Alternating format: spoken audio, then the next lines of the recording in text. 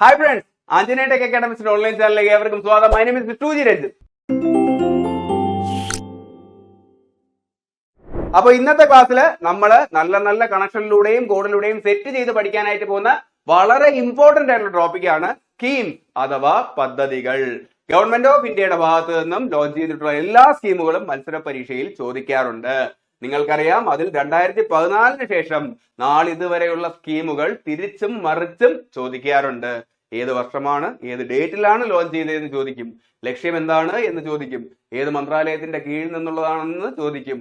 അങ്ങനെ അതിൽ നിന്നും അറിഞ്ഞിരിക്കേണ്ട സുപ്രധാനപ്പെട്ട എല്ലാ കാര്യങ്ങളും നമുക്ക് കോഡിലൂടെ കണക്ഷനിലൂടെ സെറ്റ് ചെയ്ത് തന്നെ പഠിച്ചു പോകാം.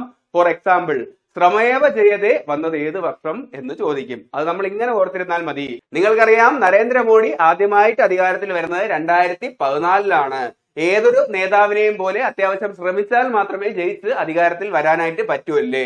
അപ്പൊ അത് വെച്ചിട്ട് നമുക്ക് കണക്ട് ചെയ്യാം. നരേന്ദ്രമോദി ആദ്യമായി ശ്രമിച്ച് ജയിച്ചു വന്ന വർഷം തന്നെ ശ്രമേവ ജയതേ സ്കീമും വന്നു. അത് 2014 എങ്കിൽ അപ്പോൾ അദ്ദേഹത്തെ ഉപദേശിക്കാൻ ഒരു ഉപാധ്യായ കൂടെ കൂടി എന്നോർത്തോളൂ. അതും 2014 തന്നെയാണ്. അപ്പൊ അത് വെച്ചിട്ട് ഇങ്ങനെ കണക്ട് ചെയ്യാം. ദീൻ ദയാൽ ഉപാധ്യായ അന്ത്യോദയ യോജന. അപ്പൊ ദീൻ ദയാൽ ഉപാധ്യായയാണ് അദ്ദേഹത്തെ ഉപദേശിക്കാൻ കൂടെ കൂടിയെന്ന് ഓർത്തോളൂ. യെസ്, 2014 ഇദ്ദേഹത്തിന്റെ പേരിൽ 2 സ്കീം വരുന്നുണ്ട്. അതും നോക്കേണ്ടതുണ്ട്. അങ്ങനെ നമുക്ക് അറിഞ്ഞിരിക്കേണ്ട പഠിച്ചിരിക്കേണ്ട എല്ലാ കാര്യങ്ങളും ഇതുപോലെ നല്ല കണക്ഷനിലൂടെ നമുക്ക് സെറ്റ് ചെയ്ത് പഠിച്ച് തന്നെ മുമ്പോട്ട് പോകാം. അപ്പൊ ക്ലാസ്സിലേക്ക് കടക്കുന്നതിന് മുന്നേ ഞങ്ങൾ ചെയ്യുന്ന ക്ലാസ്സുകൾ നിങ്ങൾക്ക് ഇഷ്ടമായാൽ ലൈക്ക് ചെയ്യാനും ഷെയർ ചെയ്യാനും സബ്സ്ക്രൈബ് ചെയ്യാനും മറക്കരുത്. ഞങ്ങളുടെ ക്ലാസ്സുകൾ റെഗുലറായിട്ട് നിങ്ങളിലേക്ക് എത്തുവാനായിട്ട് ബെല്ലൈക്കൺ ക്ലിക്ക് ചെയ്തോളൂ. ഡിസ്ക്രിപ്ഷനിൽ ഞാൻ ടെലഗ്രാം ചാനലിൽ ലിങ്ക് കൊടുത്തിട്ടുണ്ടാവും, അവിടെ ജോയിൻ ചെയ്തോളൂ. ഈ ക്ലാസ്സിന്റെയൊക്കെ നോട്ട് വേണം എന്നുണ്ട് എങ്കിൽ അവിടെ പറഞ്ഞാൽ മതി, ഞാൻ നിങ്ങൾക്ക് അയച്ചു തരാം. മാത്രമല്ല, യൂട്യൂബിൽ അപ്ലോഡ് ചെയ്യാറുള്ള എല്ലാ ക്ലാസിന്റെയും വീഡിയോയുടെ ലിങ്ക് ഞാൻ അവിടെയും ഷെയർ ചെയ്യാറുണ്ട്. അപ്പൊ നിങ്ങൾക്ക് ക്ലാസ്സും മിസ്സാകത്തില്ല. എങ്കിൽ ക്ലാസ്സിലേക്ക് കിടക്കാം. അപ്പൊ നമ്മൾ ഈ ക്ലാസ്സിൽ ആദ്യം നോക്കാനായിട്ട് പോകുന്നത് 2014 വർഷം വന്നിട്ടുള്ള സ്കീമുകളാണ്. ഓരോന്നും ഡീറ്റെയിൽഡ് ആയിട്ട് നോക്കേണ്ടതുണ്ട്. അതിനു മുന്നേ 2014 വന്നിട്ടുള്ള ഇമ്പോർട്ടന്റ് ആയിട്ടുള്ള സ്കീം നമുക്കൊരു ഓർഡറിൽ കണക്ട് ചെയ്ത് പഠിച്ചതിന് ശേഷം ഓരോന്നോരോന്നായിട്ട് നോക്കാം. ഓക്കെ, അപ്പൊ ഞാൻ പറഞ്ഞായിരുന്നു, നരേന്ദ്രമോദി അധികാരത്തിൽ വരുന്നത് 2014 ചുമ്മാ വരാൻ പറ്റില്ല. എല്ലാ നേതാക്കന്മാരും ജയിക്കണം എന്നുണ്ടെങ്കിൽ അത്യാവശ്യം ശ്രമം നടത്തണം അല്ലേ. അപ്പൊ നരേന്ദ്രമോദിയും ശ്രമിച്ച് ജയിച്ചാണ് വന്നേന്ന് ഓർത്തോളൂ. അതിന്റെ ഭാഗമായിട്ട് അദ്ദേഹം കയറിയ വർഷം 2014 തന്നെ ശ്രമേവ ജയതേ യോജന കൊണ്ടുവന്നു എന്ന് കോഡിലൂടെ കണക്ട് ചെയ്ത് ഓർത്താൽ മതി. അങ്ങനെ വരുമ്പോഴത്തേക്കും പിന്നെ അദ്ദേഹം ആദ്യമായിട്ട് വരുന്നതാണ്. അപ്പൊ അദ്ദേഹത്തെ ഉപദേശിക്കാനായിട്ട് ഒരാള് വേണം. അപ്പൊ അങ്ങനെ വന്നതാണ് ഒരു ദീൻ ദയാൽ ഉപാധ്യായ എന്ന് കോഡിലൂടെ ഓർത്തോളൂ. യെസ്, ദീൻ ദയാൽ ഉപാധ്യായയുടെ പേരിൽ 2 സ്കീം വരുന്നുണ്ട്, നമുക്ക് നോക്കേണ്ടതുണ്ട്. ഒന്ന് ദീൻ ദയാൽ ഉപാധ്യായ അന്ത്യോദയ യോജനയാണ്. അടുത്തത് ദീൻ ദയാൽ ഉപാധ്യായ ഗ്രാം ജ്യോതി യോജനയാണ്. രണ്ടും നമുക്ക് ഡീറ്റെയിൽഡ് ആയിട്ട് നോക്കാം. ഇനി അടുത്ത ദീൻ ദയാലിന്റെ പേരിൽ വരുന്ന ഇമ്പോർട്ടന്റ് ആയിട്ടുള്ള സ്കീം 5 വർഷം കഴിഞ്ഞ്, അത് നമുക്ക് 2019 സ്കീമുകൾ നോക്കുന്ന കൂട്ടത്തിൽ അവിടെ വെച്ചിട്ട് കണക്ട് ചെയ്യാവുന്നതാണ്. അപ്പോ അദ്ദേഹം ആദ്യത്തെ ഉപദേശം മോഡിക്ക് ഇങ്ങനെ നൽകി എന്ന് ഓർത്തോളൂ. ഭരണത്തിൽ പിടിച്ചു നിൽക്കണം എന്നുണ്ടെങ്കിൽ പുതിയ ഇന്ത്യയെ മേക്ക് ചെയ്യണം. അപ്പൊ അതിനു വേണ്ടിയിട്ട് ഒരു പദ്ധതി വേണം. അങ്ങനെ 2014 അദ്ദേഹം കയറിയ വർഷം തന്നെ മേക്കിംഗ് ഇന്ത്യ പദ്ധതി ആരംഭിച്ചു എന്ന് ഓർത്തോളൂ. അപ്പൊ അദ്ദേഹത്തിന്റെ ഉപദേശം, ആദ്യത്തെ ഉപദേശം, പുതിയ ഇന്ത്യയെ മേക്ക് ചെയ്യാൻ ഒരു പദ്ധതി കൊണ്ടുവാ. അങ്ങനെ മേക്കിംഗ് ഇന്ത്യ പദ്ധതി ആരംഭിച്ചു എന്നോർത്തോളൂ. അടുത്ത ഉപദേശം അദ്ദേഹം നൽകി, പുതിയ ഇന്ത്യയെ മേക്ക് ചെയ്യണമെന്നുണ്ടെങ്കിൽ ജനങ്ങളുടെ അക്കൗണ്ടിൽ ധനം വേണം. അപ്പൊ ജനങ്ങളോട് പോയി പുതിയ അക്കൗണ്ട് തുറക്കാൻ പറയുന്ന അടുത്ത ഒരു ഉപദേശം നൽകിയെന്നോർത്തോളൂ. യെസ്, ജൻധൻ യോജനയും 2014 അങ്ങനെ വന്നു എന്ന് ആ രീതിയിൽ കണക്ട് ചെയ്താൽ മതി. എന്നിട്ട് അത് കഴിഞ്ഞിട്ട് അടുത്ത വന്ന പദ്ധതികൾ ഇതാണ്. 2014 അദ്ദേഹത്തിന്റെ അടുത്ത ഉപദേശം എന്ന് ഓർത്തോളൂ, ഗാന്ധിജിയുടെ പേരിൽ 2 പദ്ധതി ആരംഭിക്ക്. Yes, Swachh Bharat mission 2014 October 2 ഗാന്ധിജിയുടെ ജന്മദിനത്തിലാണ് ആരംഭിച്ചത്. അങ്ങനെ മോഡി വന്ന വർഷം തന്നെ, മോഡിയും വന്നിട്ട് ഗുജറാത്തുകാരനാണ്, ഗാന്ധിജിയുടെ നാട്ടുകാരനാണ്. ഗാന്ധിജിക്ക് വേണ്ടിയിട്ട് 2 പദ്ധതി വന്നു. അത് ഒന്ന് ഗാന്ധിജിയുടെ ജന്മദിനത്തിൽ സ്വച്ഛ് ഭാരത് മിഷൻ, അതിൽ ഗാന്ധിജിയുടെ കണ്ണടയൊക്കെയാണ് സിമ്പിളായിട്ട് വരുന്നത്.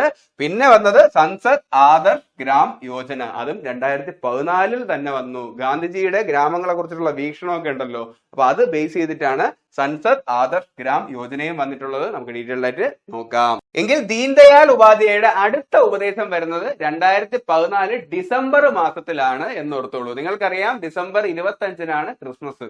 ക്രിസ്മസിന് നമ്മൾ എല്ലാ വീട്ടിലും സ്റ്റാർ കെട്ടുമല്ലേ? സ്റ്റാർ കെട്ടുകയാണെന്നുണ്ടെങ്കിൽ ജ്യോതി തെളിയിക്കണം. അപ്പൊ ദീൻ ദയാൽ നരേന്ദ്രമോദിയോട് പറഞ്ഞു, ഡിസംബർ വരാൻ പോവുകയാണ്, ക്രിസ്മസ് ഒക്കെയാണ്, അതിനു മുന്നേ എല്ലാ ഗ്രാമത്തിലും ജ്യോതി തെളിയിക്കണം, അവർ സ്റ്റാറൊക്കെ കെട്ടി ആഘോഷിച്ചോട്ടെ എന്ന്.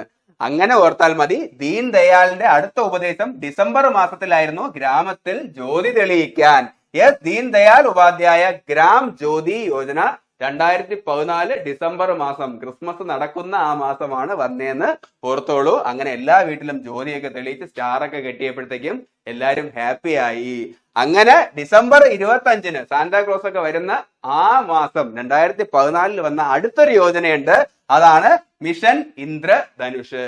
അപ്പൊ എല്ലാ വീട്ടിലും ജ്യോതി തെളിയിച്ചപ്പോഴത്തേക്കും സമ്മാനമായിട്ട് ഡിസംബർ 25 ക്രിസ്മസിന് ഇന്ദ്രനും ധനുഷും എത്തി എന്നോർത്തോളൂ. Mission Indradhanush 2014 December 25. അപ്പൊ ഇത്രയുമാണ് 2014 വന്നിട്ടുള്ള ഇമ്പോർട്ടന്റ് ആയിട്ടുള്ള സ്കീം. ഇതിൽ നിന്ന് ഓരോന്നും നമുക്ക് ഡീറ്റെയിൽ ആയിട്ട് നോക്കേണ്ടതുണ്ട്. അപ്പൊ ഞാൻ പറഞ്ഞു, ശ്രമിച്ച് ജയിച്ച് മോഡി വന്നു. ശ്രമേയ ചെയ്ത് പിന്നെ ഉപദേശിക്കാനായിട്ട് ദീൻ ദയാൽ ഉപാധ്യായ വന്നു എന്നോർത്തോളൂ. ദീൻ ദയാൽ ഉപാധ്യായ അന്ത്യോദയ യോജനയാണ് ആദ്യം വരുന്നത്. അദ്ദേഹം എന്തൊക്കെയാണ് ഉപദേശിച്ചത്? പുതിയ ഇന്ത്യയെ മേക്ക് ചെയ്യണം.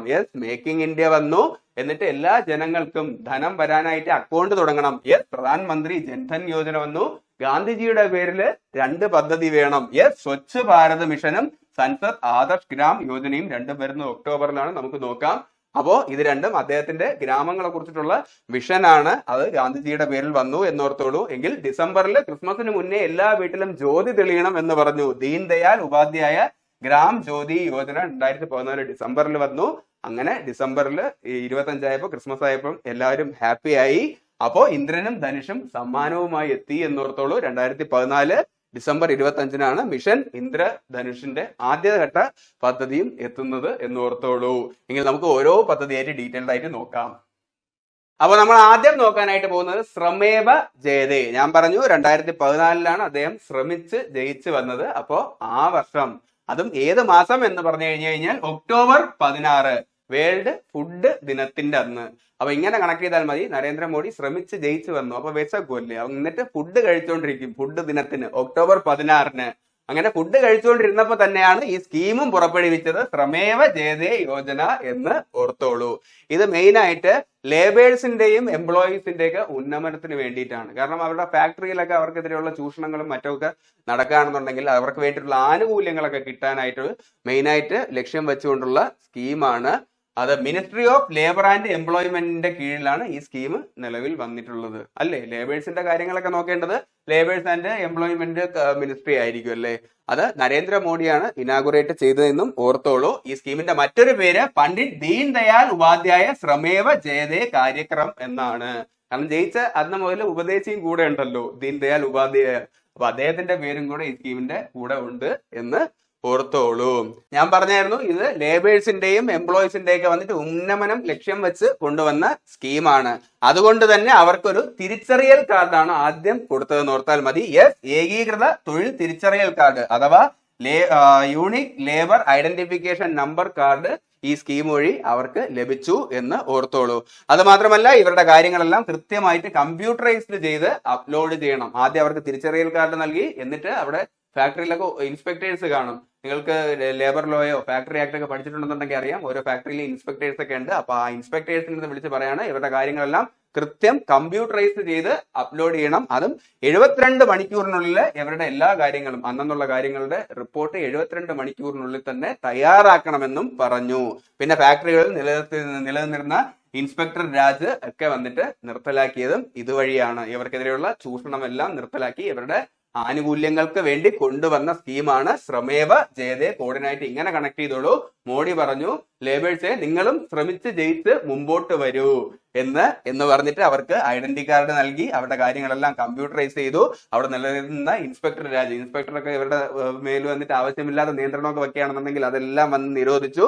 ഇവരുടെ കാര്യങ്ങളെല്ലാം കൃത്യമായി 72 മണിക്കൂറിനുള്ളിൽ അപ്ലോഡ് ചെയ്യണമെന്നും ഇൻസ്പെക്ടർമാരോട് പറഞ്ഞു എന്ന് ഓർത്തോളൂ. അതാണ് ശ്രമേവ ജയതേ വരുന്നത് 2014 ഫുഡ് ഡേയുടെ അന്ന്. ശ്രമിച്ചാൽ ജയിക്കാമെന്ന് ഫുഡ് കഴിച്ചുകൊണ്ടിരുന്നിട്ട് മോഡി പറഞ്ഞു എന്ന് കണക്ട് ചെയ്താൽ മതി. എങ്കിൽ അടുത്ത് നോക്കാനുള്ളത് ദീൻ ദയാൽ ഉപാധ്യായ അന്ത്യോദയ യോജന. അത് വന്നിട്ടുള്ളത് 2014 സെപ്റ്റംബർ 25-ന്. 2014 ക്രിസ്മസിന് 3 മാസം മുന്നേ. ക്രിസ്മസ് ഡിസംബർ 25-നാണ്, അതിന് 3 മാസം മുന്നേയാണ് എന്ന് ഓർത്തോളൂ. ഇങ്ങനെ കണക്ട് ചെയ്താൽ മതി. അടുത്ത് അദ്ദേഹം ഉപദേശിച്ചത് അന്ത്യമുണ്ടാവണം. അതാണ് ദീൻ ദയാൽ ഉപാധ്യായ അന്ത്യോദയ യോജന. എന്തിനന്ത്യം ഉണ്ടാവണം? അത് നഗരങ്ങളിലെയും ഗ്രാമങ്ങളുടെയും ദാരിദ്ര്യരായിട്ടുള്ള ജനങ്ങളുടെ ദാരിദ്ര്യത്തിന് അന്ത്യം ഉണ്ടാവണം. അപ്പൊ അതിനെന്തൊക്കെയാണ് ചെയ്യേണ്ടത്? അതാണ് ഈ പദ്ധതി ലക്ഷ്യം വയ്ക്കുന്നത് എന്ന് ഓർത്തോളൂ. അപ്പൊ അവരുടെ ദാരിദ്ര്യമൊക്കെ മാറ്റി അവിടെ വികസനവും പിന്നെ ഉപജീവന മാർഗങ്ങൾക്കൊക്കെ ഊന്നൽ നൽകാൻ വേണ്ടി ആരംഭിച്ച പദ്ധതിയാണിത്. അത് നഗരത്തിലാണെന്നുണ്ടെങ്കിലും ഗ്രാമത്തിലാണെങ്കിലും ശരി. അപ്പോൾ ഇതിൽ പാർട്ടിസിപ്പേറ്റ് ചെയ്തിട്ടുള്ള മന്ത്രാലയങ്ങൾ ഏതൊക്കെയായിരിക്കും? സ്വാഭാവികമായിട്ടും മിനിസ്ട്രി ഓഫ് റൂറൽ ഡെവലപ്മെന്റും പിന്നെ ministry of housing and urban, നഗര ഏരിയയിലുള്ള മിനിസ്ട്രിയും പാർട്ടിസിപ്പേറ്റ് ചെയ്യും. കാരണം രണ്ടിടത്തുള്ള ദാരിദ്ര്യം മാറ്റണമല്ലോ. അത് മാത്രമല്ല അവിടെയൊന്നും ഭവനം ഇല്ലാത്തവർക്ക്, മെയിനായിട്ട് അർബൻ ഏരിയയിൽ ഭവനം ഇല്ലാത്തവർക്ക് അഭയം നൽകുക എന്നതൊക്കെ വന്നിട്ട് ഈ പദ്ധതിയിൽ ലക്ഷ്യമിട്ടിരുന്നു. അത് മാത്രമല്ല 15 വയസ്സിന് മുകളിലുള്ളവർക്ക് അവരുടെ സ്കില്ല് ഡെവലപ്പ് ചെയ്യാനുള്ള ക്ലാസ് ഒക്കെ ഇതുവഴി എടുത്തിരുന്നു. അപ്പോൾ മാത്രമേ സ്വയം തൊഴിലൊക്കെ കണ്ടെത്താനാവൂല്ലേ. സ്വയം തൊഴിൽ കണ്ടെത്തുമ്പോഴത്തേക്കും ദാരിദ്ര്യം നിർമ്മാർജ്ജനമാവും. അപ്പോ ഇതെല്ലാം കേട്ടിട്ട്, ഈ ഉപദേശം കേട്ടിട്ട് മോഡി പറഞ്ഞു, ഓക്കെ, ഡിസംബറിന് 3 മാസം മുന്നേ സെപ്റ്റംബറിൽ ഞാൻ സെറ്റ് ചെയ്യാം. അതാണ് 2014 സെപ്റ്റംബർ 25 ദീൻ ദയാൽ ഉപാധ്യായ അന്ത്യോദയ യോജന. ദാരിദ്ര്യത്തിന് അന്ത്യമുണ്ടാവണം. അത് നഗരത്തിലാണെന്നുണ്ടെങ്കിലും ശരി ഗ്രാമത്തിലാണെങ്കിലും ശരി, അങ്ങനെ കണക്ട് ചെയ്തോളൂ. അപ്പൊ ഇതിന്റെ ഭാഗമായിട്ടുള്ളതാണ് Deen Dayal Upadhyaya national rural livelihood mission. Rural എന്ന് പറഞ്ഞു കഴിഞ്ഞാൽ ഗ്രാമ ഏരിയകളിൽ വന്നിട്ട് വികസിക്കാനുള്ള ലൈവ്ലിഹുഡ് മിഷനും ഉണ്ടായിരുന്നു. അതേപോലെ തന്നെ നാഷണൽ അർബൻ ലൈവ്ലിഹുഡ് മിഷനും ഉണ്ടായിരുന്നു. ദാരിദ്ര്യം എല്ലായിടത്തുനിന്നും തുടച്ചു മാറ്റണം. അപ്പൊ ഗ്രാമത്തിലും ആ മിഷൻ ഉണ്ടായിരുന്നു, അർബൻ ഏരിയ നഗരത്തിലും ആ മിഷൻ ഉണ്ടായിരുന്നു എന്നോർത്തോളൂ.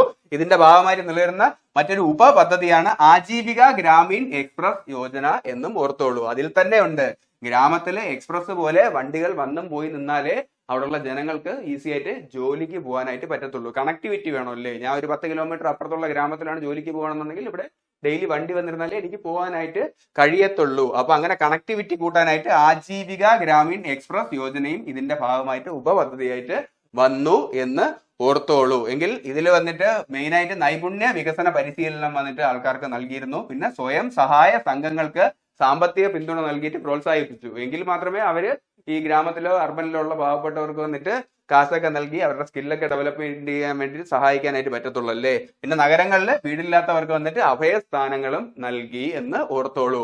അപ്പൊ ഗ്രാമത്തിലെയും നഗരത്തിലെയും വന്നിട്ട് ദാരിദ്ര്യം ഇല്ലാതാക്കാൻ വേണ്ടിയിട്ടുള്ള ഉപാധിയാണ്, അത് അന്ത്യം ചെയ്യാനുള്ള ഉപാധിയാണ് ദീൻ ദയാൽ ഉപാധ്യായ അന്ത്യോദയ യോജന എന്ന് ഓർത്തോളൂ. അങ്ങനെ ഇതെല്ലാം അന്ത്യം ചെയ്യുമ്പോഴത്തേക്കും പുതിയൊരു ഇന്ത്യ മേക്ക് ആവുമല്ലേ. യെസ്, ഇതേ ദിവസം തന്നെ വരുന്ന മറ്റൊരു പദ്ധതിയാണ് മേക്ക് ഇൻ ഇന്ത്യ. അതും 2014 സെപ്റ്റംബർ 25-ന്. ആ 2014 മോഡി അധികാരത്തിൽ വരുന്ന ആ വർഷത്തെ ഡിസംബറിന് 3 മാസം മുൻപേ തന്നെ പുതിയൊരു ഇന്ത്യയെ മേക്ക് ചെയ്യുമെന്ന് പറഞ്ഞ് മേക്കിംഗ് ഇന്ത്യ പദ്ധതി വന്നു എന്നും ഓർത്തോളൂ.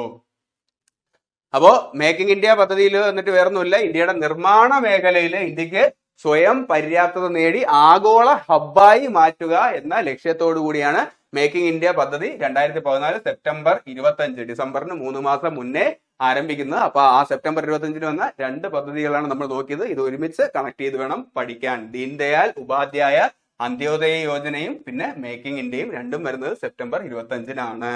അപ്പോ മേക്കിംഗ് ഇന്ത്യ പദ്ധതിയുടെ ഭാഗമായിട്ട് 4 മെയിൻ ആയിട്ടുള്ള പില്ലേഴ്സ് ആയിട്ടുള്ള എയിംസ് ഉണ്ട് കേട്ടോ, അല്ലെങ്കിൽ 4 നെടുന്തൂണുകളായിട്ടുള്ള ലക്ഷ്യം വെച്ചിട്ടുണ്ടായിരുന്നു. ഒന്ന് ന്യൂ പ്രോസസ്സ്, പുതിയ പ്രക്രിയകൾ കൊണ്ടുവരണം. അടുത്തത് ന്യൂ ഇൻഫ്രാസ്ട്രക്ചർ, പുതിയ അടിസ്ഥാന സൗകര്യം നമ്മുടെ രാജ്യത്ത് കൊണ്ടുവരണം. പിന്നെ പുതിയ പുതിയ മേഖലകൾ, ന്യൂ സെക്ടേഴ്സ് വരണം. പിന്നെ നമ്മുടെ എല്ലാവർക്കും വന്നിട്ട് പുതിയ മനോഭാവം വരണം. കാരണം നമ്മുടെ രാജ്യത്തിന്റെ അതിർത്തിക്കുള്ളിൽ എല്ലാം മേക്ക് ചെയ്യണം, നമ്മൾ സ്വയം പര്യാപ്തമായി മാറുക എന്ന ലക്ഷ്യത്തോടു കൂടിയാണ് മുമ്പോട്ട് പോവേണ്ടത് എന്ന ഉദ്ദേശത്തോടു കൂടി സ്റ്റാർട്ട് ചെയ്ത സ്കീമാണ്. ഇതിന്റെ ഭാഗമായിട്ടാണ് വന്ദേ ഭാരത് വരുന്നത്. പിന്നെ ഇന്ത്യയിൽ ബുള്ളറ്റ് ട്രെയിനുകൾ വരാൻ വേണ്ടി പോകുന്നത്. പിന്നെ വന്നിട്ട് വിദേശത്തുള്ള കമ്പനികളുടെ നമ്മുടെ രാജ്യത്തിന്റെ അതിർത്തികളിൽ നിന്ന് മേക്ക് ചെയ്യാനായിട്ട് വിളിച്ചു വരുത്തി. ഏഷ്യയിലെ ചൈന കഴിഞ്ഞു കഴിഞ്ഞാൽ ഏറ്റവും വലിയ ആപ്പിൾ കമ്പനിയൊക്കെ ഇന്ത്യയിലാണ്. അപ്പൊ അതിന്റെ ഭാഗമായിട്ട് വിളിച്ചു വരുത്തിയാണ്. അങ്ങനെ അവർ വന്നിട്ട് നമ്മുടെ രാജ്യത്തിനുള്ളിൽ വന്നിട്ട് മേക്ക് ചെയ്യുമ്പോഴത്തേക്ക് നമ്മുടെ GDP വികസിക്കുകയുള്ളൂ. ഇതിനുള്ളിൽ മാനുഫാക്ചറിങ് ചെയ്യുമ്പോഴത്തേക്കായിരിക്കും ലോക്കൽ ഏരിയയിലുള്ള എല്ലാവർക്കും വന്നിട്ട് ജോലി കിട്ടത്തുള്ളൂ. ഇതൊരു വ്യവസായ ഹബ്ബായിട്ട് മാറത്തുള്ളൂ. അത് ഓരോ നാട്ടിനും അനുസരിച്ചുള്ള രീതിയിലുള്ള മാനുഫാക്ചറിങ് ആണ് വരേണ്ടത്. ഇപ്പൊ കേരളം വന്നിട്ട് പലയിടത്തും വന്നിട്ട് പരിസ്ഥിതി ലോല പ്രദേശമാണ്. അപ്പൊ അവിടെ എല്ലാ ഫാക്ടറിയും പറ്റില്ല. അപ്പൊ നമ്മുടെ നാട്ടിനനുസരിച്ചുള്ള മാനുഫാക്ചറിങ് അവിടെ വിളിച്ചു വെച്ച് വരുത്തണം. അങ്ങനെ ഓരോ നാട്ടിനനുസരിച്ചുള്ള മാനുഫാക്ചറിങ് നടക്കുമ്പോഴത്തേക്കും നമ്മുടെ രാജ്യം വന്നിട്ട് സ്വയം പര്യാപ്തമാകും. അത് മാത്രമല്ല നമ്മുടെ നാട്ടിൽ നിന്നും ഉണ്ടാക്കണം. 27ഓളം കീ സെക്ടേഴ്സ് ആണ് ഇതിൽ ലക്ഷ്യമിട്ടിരുന്നത്. ഒന്ന് ഓട്ടോമൊബൈൽസ്, നമ്മുടെ രാജ്യത്തിലുള്ള ഓട്ടോമൊബൈൽസിന്റെ നിർമ്മാണം വികസിക്കണം. പിന്നെ വന്നിട്ട് പ്രതിരോധം, ആയുധ കച്ചവടം ഇല്ല, നമ്മുടെ രാജ്യത്തിൽ നിന്ന് തന്നെ സ്വയം ആയുധങ്ങൾ നിർമ്മിച്ച് മറ്റു രാജ്യങ്ങൾക്ക് നൽകുക, നമ്മൾ തന്നെ ഉപയോഗിക്കുക. ഇപ്പൊ ഇസ്രായേൽ, അമേരിക്ക, റഷ്യ എല്ലാം വന്നിട്ട് ആയുധ കച്ചവടത്തിൽ ടോപ്പായിട്ട് നിൽക്കുന്ന രാജ്യങ്ങളാണല്ലേ. അതേപോലെ നമ്മുടെ രാജ്യവും ആവണം എന്ന ലക്ഷ്യത്തോടു കൂടി. പിന്നെ ടെക്സ്റ്റൈൽ മേഖല, അതുപോലെ 27 മേഖലകളിൽ നമ്മുടെ രാജ്യം സ്വയം പര്യാപ്തമാവണം എന്ന ഉന്നമനത്തോടു കൂടിയാണ് ഈ പദ്ധതി ആദ്യം ആരംഭിക്കുന്നത് എന്ന് ഓർത്തോളൂ. അപ്പൊ ഇതിന്റെ വന്നിട്ട് സിമ്പൽ ഇതാണ്. ഇതാ ഈ നെട്ടും ബോൾട്ടും ഒക്കെ ഉള്ള ലയണിനെ കണ്ടോ? അപ്പൊ അതാണ് മേക്കിംഗ് ഇന്ത്യയുടെ സിമ്പല് എന്നും ഓർത്തോളൂ. ഇതിലൂടെ ലക്ഷ്യമിട്ടിരുന്നത് 10 കോടിയോളം തൊഴിലവസരങ്ങൾ സൃഷ്ടിക്കുക എന്നതാണ്. പിന്നെ നിക്ഷേപകരെ വന്നിട്ട് ആകർഷിക്കാനായിട്ട് ബിസിനസ് ചട്ടങ്ങൾ വന്നിട്ട് ലളിതമാക്കി. നരസിംഹറാവു, മൻമോഹൻ സിംഗ് കൂട്ടുകെട്ടിന്റെ പുത്തൻ സാമ്പത്തിക നയമൊക്കെ വരുന്നതിന് മുന്നേ ഇവിടെ നമുക്കൊരു ഫാക്ടറിയൊക്കെ ആരംഭിക്കാനായിട്ട് ഭയങ്കര പാടായിരുന്നു. മിഥുന സിനിമയിലെ ലാലേട്ടന്റെ അവസ്ഥയായിരുന്നു. പിന്നെ അതിനുശേഷം ആ പുത്തൻ സാമ്പത്തിക നയത്തിന് ശേഷം പിന്നെ വന്നിട്ട് ഗവൺമെന്റ് പുതിയ പുതിയ സംരംഭകരെ വന്നിട്ട് പ്രോത്സാഹിപ്പിച്ചു. എങ്കിൽ മാത്രമേ നമ്മുടെ രാജ്യത്തിനുള്ള GDP ഒക്കെ വന്നിട്ട് വളരാനായി കഴിയുമല്ലേ. അക്ഷരാർത്ഥത്തിൽ മേക്കിംഗ് ഇന്ത്യയും അത് തന്നെയാണ് ഉദ്ദേശിക്കുന്നത്. ഇവിടെയുള്ള സംരംഭകരെ പ്രോത്സാഹിപ്പിച്ച് നമ്മുടെ രാജ്യം സ്വയം പര്യാപ്തമായിട്ട് ഇവിടെയുള്ള GDP വർദ്ധിപ്പിക്കണം. അത് 25% വരെ വർദ്ധിപ്പിക്കാനാണ് തുടക്കകാലത്തിൽ ലക്ഷ്യമിട്ടിരുന്നത് എന്നും ഓർത്തോളൂ. എങ്കിൽ അടുത്ത് നോക്കേണ്ടത് ജൻ ധൻ യോജന. ഇത് 2014 ഓഗസ്റ്റ് 28-നാണ് നിലവിൽ വന്നിട്ടുള്ളത്. കോഡിനായിട്ട് ഇങ്ങനെ ഓർത്താൽ മതി.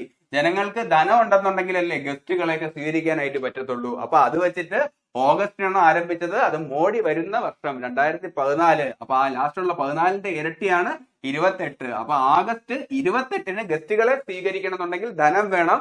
ജൻധൻ യോജന ആരംഭിച്ചു എന്നും ഓർത്തോളൂ.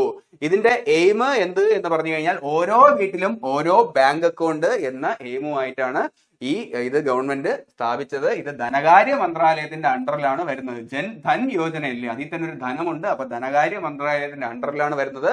2014 മോഡി കയറിയ വർഷം. ആ 14ന്റെ ഇരട്ടി 28 ഓഗസ്റ്റ്. ഗസ്റ്റുകളെ സ്വീകരിക്കാൻ ധനം വേണം. ഇത് ദീൻദയാൽ ഉപാധ്യായയുടെ അടുത്ത ഉപദേശമാണ്. ആദ്യം മേക്കിംഗ് ഇന്ത്യ തുടങ്ങാൻ പറഞ്ഞു, പിന്നെ ജനങ്ങൾക്ക് അക്കൗണ്ടിൽ വന്നിട്ട് കാശ് വരാൻ വേണ്ടിയിട്ട് അക്കൗണ്ട് തുറക്കാനും പറഞ്ഞു എന്നോർത്താൽ മതി. അതാണ് ജൻ ധൻ യോജന. ഇതിന്റെ മോട്ടോ എന്ന് പറഞ്ഞു കഴിഞ്ഞാൽ മേരാ ഘാട്ട ഭാഗ്യ വിധാത ആണ് എന്നും ഓർത്തോളൂ. എങ്കിൽ നമുക്ക് അടുത്ത് നോക്കേണ്ടത് സ്വച്ഛ് ഭാരത് മിഷൻ ആണ്. ഗാന്ധിജി സ്വപ്നം കണ്ട ഇന്ത്യ, വൃത്തിയുള്ള ഇന്ത്യ, പിന്നെ ആദർശവാനായിട്ടുള്ള ഗ്രാമങ്ങളെയും ക്രിയേറ്റ് ചെയ്യുക. അപ്പൊ അതുമായിട്ട് ബന്ധപ്പെട്ട് ഗാന്ധിയൻ ആശയങ്ങളുമായിട്ട് ബന്ധപ്പെട്ട് വന്ന 2 സ്കീമാണ്. മോഡിയോട് അടുത്ത ഉപദേശം നൽകി ഗാന്ധിജിയുടെ പേരിൽ 2 സ്കീം തുടങ്ങൂ എന്ന്. അങ്ങനെ ആദ്യം തുടങ്ങിയതാണ് സ്വച്ഛ് ഭാരത് മിഷൻ എന്നും ഓർത്തോളൂ. അതും ഗാന്ധിജിയുടെ ജന്മദിനത്തിന്റെ അന്ന് ഒക്ടോബർ 2 മോഡി അധികാരത്തിലേറിയ വർഷം 2014 ഒക്ടോബർ 2-ലാണ് സ്വച്ഛ് ഭാരത് മിഷൻ ആരംഭിച്ചത് എന്നും ഓർത്തോളൂ. ഇതിന്റെ മെയിൻ ആയിട്ടുള്ള ഉദ്ദേശം എന്ന് പറഞ്ഞു കഴിഞ്ഞാൽ ഈ പുറത്തുള്ള സ്ഥലങ്ങളിൽ മാക്സിമം വന്നിട്ട് പല ആൾക്കാരും വന്നിട്ട് ബാത്റൂം ഇല്ലാത്തവരൊക്കെ വന്നിട്ട് ബാത്റൂമിൽ പോകുന്ന ശീലമൊക്കെ ഉണ്ടായിരുന്നു. അതെല്ലാം വന്നിട്ട് നിർത്തലാക്കുക എന്നുള്ള ലക്ഷ്യത്തോടു കൂടി ക്ലീൻ ആയിട്ടുള്ള ഇന്ത്യ ആയിരിക്കണം. കാരണം നോർത്ത് സൈഡിലൊക്കെ ആയിരുന്നു കൂടുതലും വന്നിട്ട് സ്ത്രീകൾ വന്നിട്ട് ബാത്റൂം ഒന്നും ഇല്ല എന്നുണ്ടെങ്കിൽ അവർ അത്രയും വന്നിട്ട് നൈറ്റൊക്കെ ആയിരിക്കും കൂടുതൽ പോകുന്നത്. അപ്പൊ പകൽ വരുന്ന പല ബുദ്ധിമുട്ടുകളും സഹിച്ചിരുന്നു. ഇത് പലതരത്തിലുള്ള ഇൻഫെക്ഷൻ ഒക്കെ ഉണ്ടാവും. അങ്ങനെയുള്ള അസുഖങ്ങളൊക്കെ കൂടുതലായിരുന്നു. അപ്പൊ അതൊക്കെ മാറ്റം വരുത്തി കഴിയുന്നതും എല്ലാ വീട്ടിലും ബാത്റൂം ഇല്ലാത്ത വീടുകളിലൊക്കെ വന്നിട്ട് ബാത്റൂം എത്തിക്കുക, ഇന്ത്യയെ വന്നിട്ട് ക്ലീൻ ആക്കുക. അങ്ങനെ ഗാന്ധിജി സ്വപ്നം കണ്ട ഒരു ഇന്ത്യയാക്കി മാറ്റുക എന്ന ഉദ്ദേശത്തോടു കൂടി ഗാന്ധിജിയുടെ ജന്മദിനത്തിന്റെ അന്ന് 2014 ഒക്ടോബർ 2-നാണ് സ്വച്ഛ് ഭാരത് മിഷൻ ആരംഭിക്കുന്നത്. ഇതിന്റെ സ്ലോഗൻ എന്ന് പറഞ്ഞു കഴിഞ്ഞാൽ 1 സ്റ്റെപ്പ് ടുവേർഡ്സ് ക്ലീനസ്, ഒരു പടി കൂടി ശുചിത്വത്തിലേക്ക് മുന്നോട്ട് പോകാം എന്നുള്ളതാണ് ഇതിന്റെ സ്ലോഗൻ എന്നും ഓർത്തോളൂ. അപ്പോ അടുത്ത് നോക്കേണ്ട ഗാന്ധിജിയുടെ അടുത്ത സ്വപ്നമാണ് ആദർശ ഗ്രാമം. അതും ഗാന്ധിജി ജനിച്ച മാസം തന്നെയാണ് വന്നിട്ടുള്ളത്. പക്ഷെ ജനിച്ച തീയതിയിലല്ല. 2014 ഒക്ടോബർ 11-നാണ് സൻസദ് ആദർശ് ഗ്രാം യോജന വരുന്നത്. ഈ ഡേറ്റിനും അദ്ദേഹം ജനിച്ച തീയതിയുമായിട്ടൊരു ബന്ധമുണ്ട്. 1-1-2 ഒക്ടോബർ 11 അദ്ദേഹം ജനിച്ചത് ഒക്ടോബർ 2. അപ്പൊ ആദർശ ഗ്രാമം വരുന്നതും ഈ ഒക്ടോബർ 11-ലാണ്. അവിടെ 1-1-2 ആ രീതിയിലും കണക്ട് ചെയ്തോളൂ. ഇത് യഥാർത്ഥത്തില് ജയപ്രകാശ് നാരായണന്റെ ജന്മദിനമാണ്. പക്ഷെ സൻസദ് ആദർശ് ഗ്രാം യോജനയുടെ തീം ഗാന്ധിയൻ പ്രിൻസിപ്പിളുമായിട്ട് ബന്ധപ്പെട്ടതാണ്. നമ്മളെ ഭരണഘടനയിൽ പഠിക്കുമ്പോഴത്തേക്കും നാമനിർദ്ദേശ തത്വങ്ങളിലെല്ലാം വന്നിട്ട് ഗാന്ധിയൻ പ്രിൻസിപ്പിൾ വരുന്നുണ്ടല്ലേ.